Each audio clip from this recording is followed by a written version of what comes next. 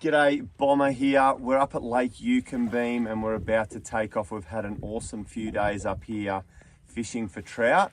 Now, a few little things we've done while we've been here, and we've literally covered every single aspect. And I love Lake Eucumbene because it's the ability just to camp anywhere you want on the edge of the lake, or not anywhere, but in particular areas we can camp and leave the tinny in. We can do a bit of land-based fishing, and then we can just jump out in the boat, go for a troll or whatever. So what we've done, we sort of set up camp, and typically a lot of people you'll see will bait fish around here. They'll either use some scrub worms, which you can grab on the way in, or just go and get yourself some worms, or they use these power baits, which are little bait that just you clip onto the hook, and then it actually isn't too bad with all the grass around. It floats up off the bottom, and that is just a simple running sinker rig. Just use a little hook like yay with the worms or the power bait, and that's got a leader of about 450 to 600 mil with a couple of little ball sinkers. And I've just used a little Anarchy rod there with a 4000 Stratic.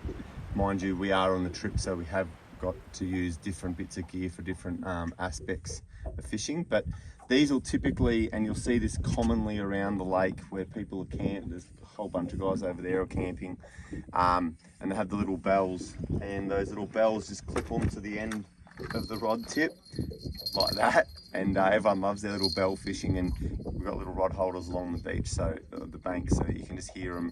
If you do actually get a fish, you can just hear the bells going off, and you can run over. They're not bad if you're sitting around the fire late at night, or if you're just at camp and you want to keep a rod in the water with something like that. Alternatively to that, depending on the weather, just walking along the bank, either casting a lure, which I did a little bit of, but I was sort of out in some of these bays when it was a bit rough and ready out here when we first got in, and just using this little rod here.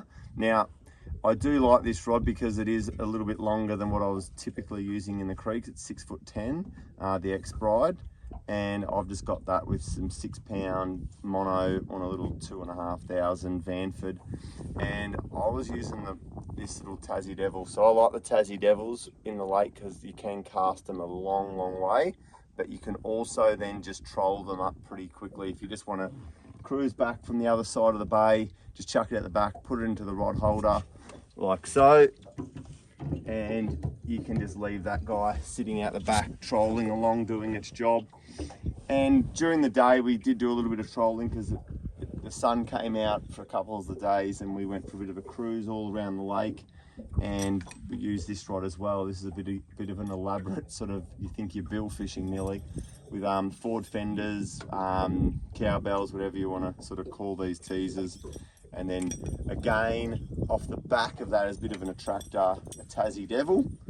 Again, do like the Tassie Devils. They're pretty heavy and they just wobble through, and they work really well on the trout. This trip, the white lures did work the best. That was noted on the way. But again, as we are traveling around, you can't take too much gear. So I do have a tray of Tassie Devils, so you can choose from a different selection that you like. I do like these frog patterns. They are pretty good, and also make sure you got pink ones in there. And you can get little packs as well, depending on where you're going, which typically work well in different lakes. So you can get a 4-pack of the Tassie Devils if you're heading up to somewhere like Lake Eucumbene, and they do other Dartmouth and whatnot. Then while we were fishing out in the bay in the morning and also late in the evening, the fly rod did come out, and this little fly here, a mud-eye pattern, worked a treat. Thanks to my mate Angus for that one. Absolutely slayed it last night and then this morning. So bunch of fish on that, just working the edges, and it's really good to pay attention to what's actually happening in the water when you start getting all of the dragonflies going bonkers. You know, there's a heap of mud-eye around, so it's really good. And the trout are so super aggressive, and I fished last night till about 9 o'clock, back out at 6 o'clock. It is freezing cold. So these big vast bays that are all out here, just get out, have a bit of a look. Using the electric was awesome, and the new foot pedal control really, really cool, because while you're fly fishing, you could sort of maneuver myself around the boat depending on what the wind was doing. There's enough lead on that foot control that I could sit down the back here and be even up on top of the Yeti and be able to sort of fish the areas around where the fish were biting at the time. So the foot control was really, really good. Also, extra clothing is a must. It does get cold, I'm not gonna lie. Thermals, I'm wearing thermals right now, and it's might be sunny, but it's not really that warm, I'll give you the tip.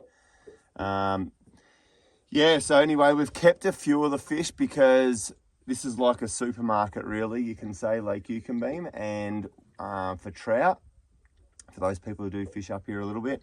So bunch of rainbows. Did not see one brown, which was a bit random, but we covered every single aspect of the fishing, and we've kept a few of the fish, and we've got them in the bucket here. I'm going to go and fillet those up, and what we're going to do, we're going to smoke them tonight. We are going to pack up and leave from here, but I'm going to make up a bit of a brine and put the fillets into a bag in the brine in the fridge in the camper, and then we'll go over that when we get down to our next camping location tonight.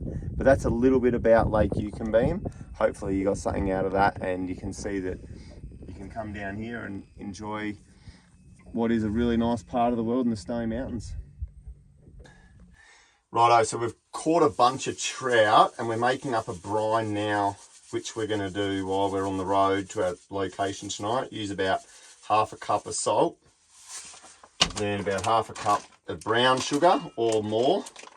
I don't mind a bit of the brown sugar, it makes it nice and nice texture on the outside, I reckon. Now a little bit of red pepper, just adds a bit of zang, and some garlic salt, about a tablespoon. Get that, mix it up in the bowl. So what we're going to do, because we're traveling and we don't have heaps of room in the fridge, we use this bowl to mix it up, pour it into the bag, then it's double insulated with that other bag just to sort of protect any spillage as we're going on the road.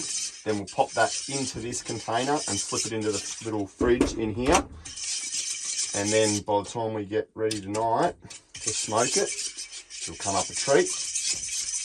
And we'll see you back then when we're cooking this up for dinner. Righto, so we've got the trout all packed ready to go.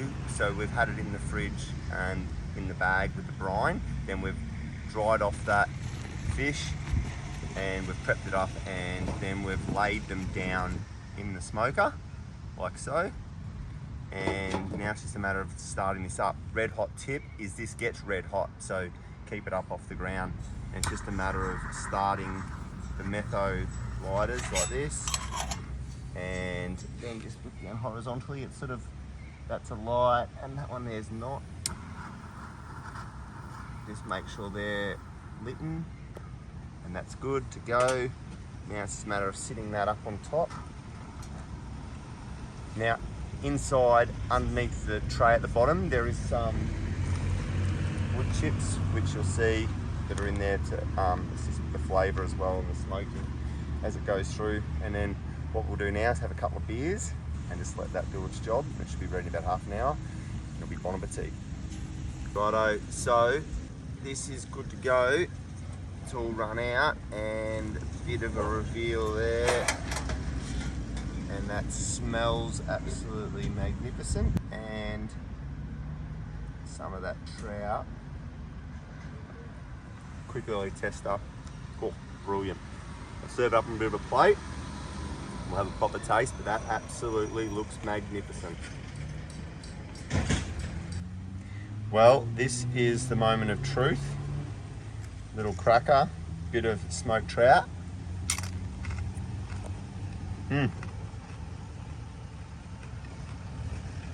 Magnificent. I'll tell you what, this won't last long. So there you have it.